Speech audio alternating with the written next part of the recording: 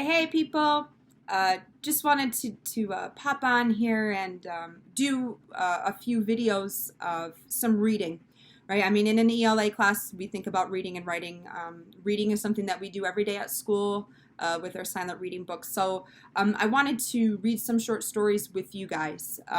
I'm also going to have a link on Echo that gives you access to read the story either on your own, or you can simply watch the video and just listen to the story, or you can have a split screen where you have the story and then my video as well.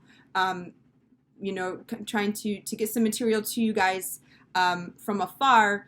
Just keep in mind that you guys, reading is so powerful. Reading is something that we're going to have to know to do, and the more we read, the more vocabulary we have, the more cultural it makes us, gives us some better insights onto things. So the first story we're going to read is called 7th Grade by Gary Soto. I thought it was fitting for you guys, considering that next year you guys will be going into 7th grade. So kind of a light story, and then I'm going to have a short journal entry that I'm going to hope that some of you guys will be able to write up for me. Okay, so we're going to go ahead and get started with the story. On the first day of school, Victor stood in line half an hour before he came to a wobbly card table. He was handed a packet of papers and a computer card on which he listed one elective, French. He already spoke Spanish and English, but he thought someday he might travel to France, where it was cool. Not like Frenzo, where summer days reached 110 degrees in the shade. Oh my gosh, can you guys imagine that? 110 degrees in the shade. There were rivers in France and huge churches and fair-skinned people everywhere, the way there were brown people all around Victor. So already from just that first paragraph, we are introduced to our main character, Victor, and we can assume that he has some kind of Mexican background, considering that he speaks Spanish.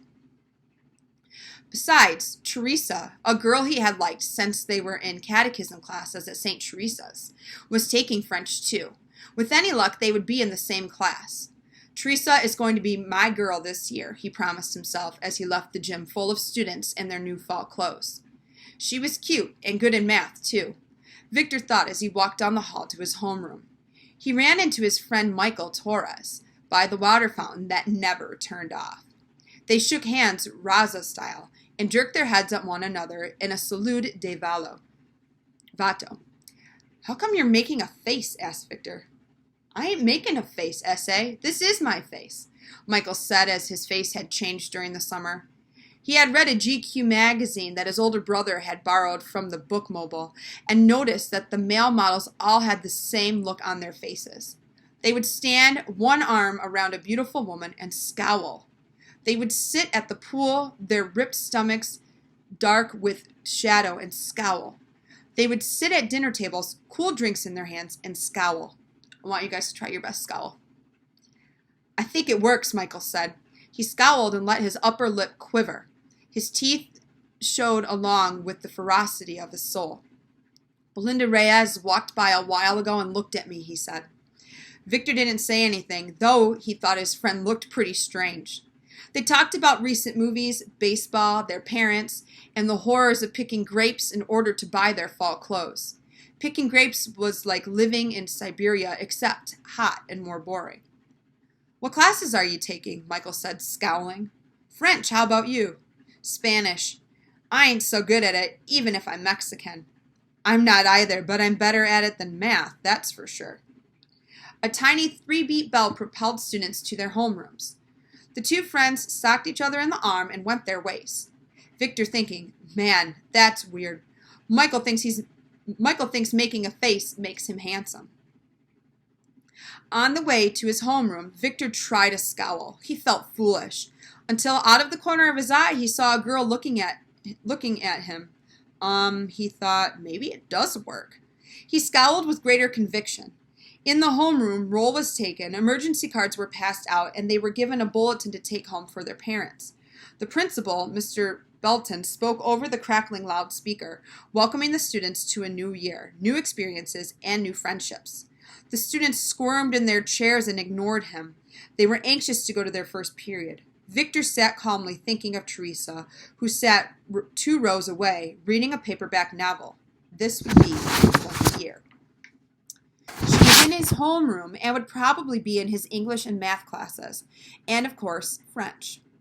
The bell rang for first period, and the students herded noisily through the door. Only Teresa lingered, talking with the homeroom teacher.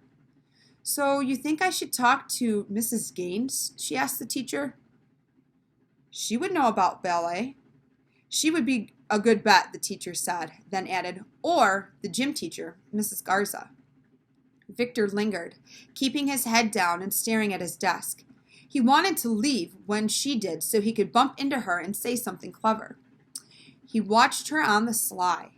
As she turned to leave, he stood up and hurried to the door, where he managed to catch her eye. She smiled and said, "Hi, Victor." He smiled back and said, "Yeah, that's me." His brown face blushed. Why hadn't he said, "Hi, Teresa," or "How was your summer," or something nice? As Teresa walked down the hall, Victor walked the other way, looking back, admiring how gracefully she walked, one foot in front of the other. So much for being in the same class, he thought. As he trudged to English, he practiced scowling. In English, they reviewed the parts of speech. Oh, remember that? We did that at the beginning of the year. Mr. Lucas, a portly man, waddled down the aisle asking, "What's a noun?" "A person, place, or thing," said the class in unison. "Yes, now somebody give me an example of a person." "You, Victor Rodriguez." "Teresa," Victor said automatically. Some of the girls giggled. They knew he had a crush on Teresa. He felt himself blushing again. "Correct," Mr. Lucas said. "Now, provide me with a place." Mr. Lucas called on the freckle kid who answered, "Teresa's house with a kitchen full of big brothers." After English, Victor had math, his weakest subject. He sat in the back by the window, hoping that he would not be called on. Victor understood most of the problems, but some of the stuff looked like the teacher had made it up as she went along. It was confusing, like the inside of a watch. After math, he had a 15-minute break, then social studies, and finally lunch. He bought a tuna casserole with buttered rolls, some fruit cocktail, and milk. He sat with Michael, who practiced scowling between bites. Girls walked by and looked at him. "See what I mean, Vic?" Michael scowled. "They love it." "Yeah, I guess so." They ate slowly, Victor scanning the horizon for a glimpse of Teresa. He didn't see her. She must have brought lunch, he thought, and is eating outside. Victor scraped his plate and left Michael, who was busy scowling at a girl 2 tables away. The small triangle-shaped campus bustled with students talking about their new classes. Everyone was in a sunny mood.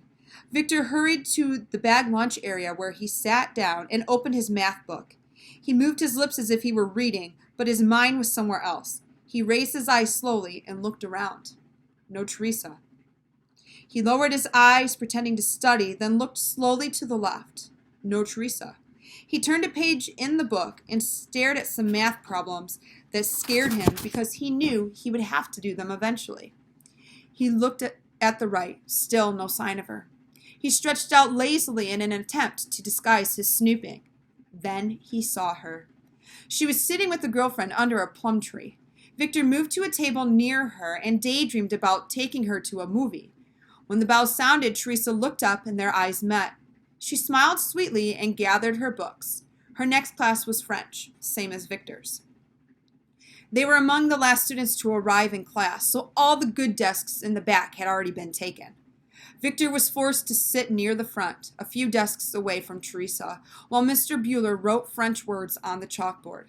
The bell rang and Mr. Bueller wiped his hands, turned to the class, and said, "Bonjour." "Bonjour," braved a few students. "Bonjour," whispered Victor. Victor whispered. He wondered if Teresa heard him. Mr. Bueller said that if the students studied hard, at the end of the year, they could go to France and be understood by the populace. One kid raised his hand and asked, "What's a populace?" The people of France. Mr. Bueller asked if anyone knew French. Victor raised his hand, wanting to impress Teresa. The teacher beamed and said, "Très bien. Parlez-vous français?" Victor didn't know what to say. The teacher wet his lips and asked him something else in French. The room grew silent. Victor felt all eyes staring at him. He tried to bluff his way out by making a noise that sounded French. "La me vave mi con le grandma," he said uncertainly. Mr. Bueller, wrinkling his face in curiosity, asked him to speak up. Great rose bushes of red bloomed on Victor's cheeks.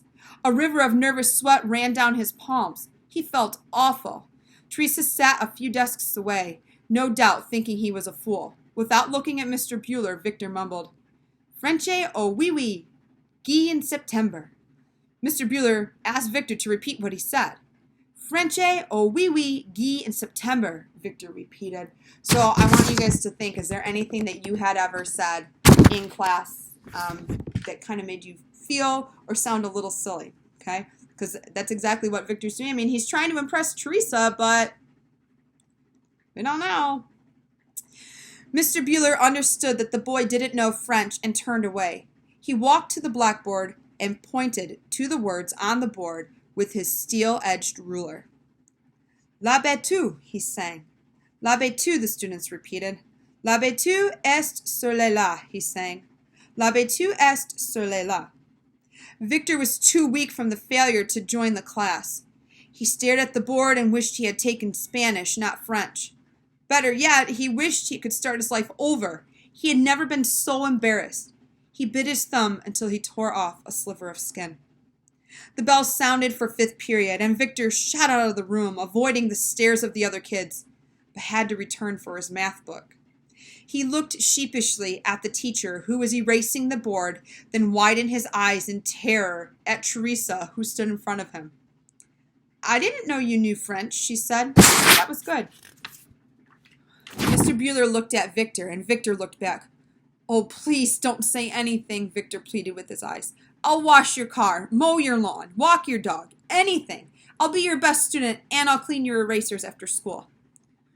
Mr. Bueller shuffled through the papers on his desk. He smiled and hummed as he sat down to work. He remembered his college years when he dated a girlfriend and borrowed cars. She thought he was rich because each time he picked her up, he had a different car.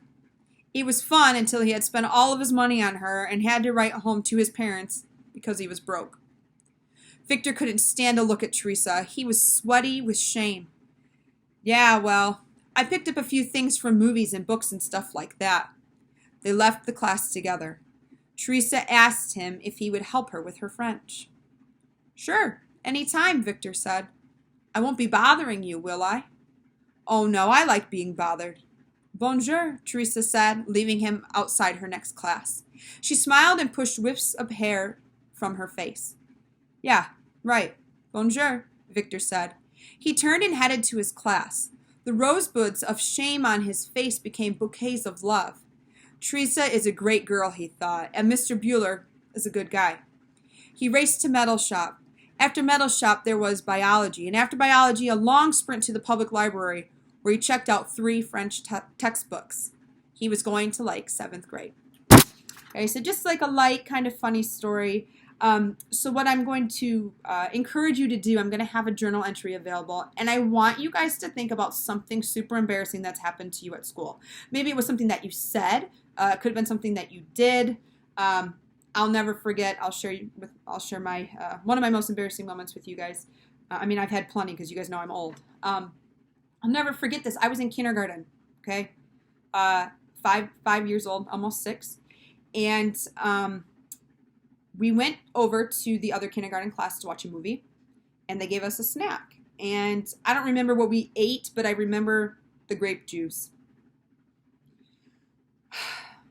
I drank it really fast, and then I got really sick. Like in front of everybody, it was around me, and I remember standing up, and I had, vomit on me, and I remember saying, I think I had an accident. I truly don't know if other people even remember that happened, but my gosh, you guys, that's one of the most embarrassing things that I remember. So, share with me. I'd love to hear from you guys. I miss you so much, and I hope you're trying to stay busy. Stay tuned for a couple more videos this week, and feel free, email me any questions, concerns, just to say, hey, I'm thinking of you guys. Hang in there. Bye.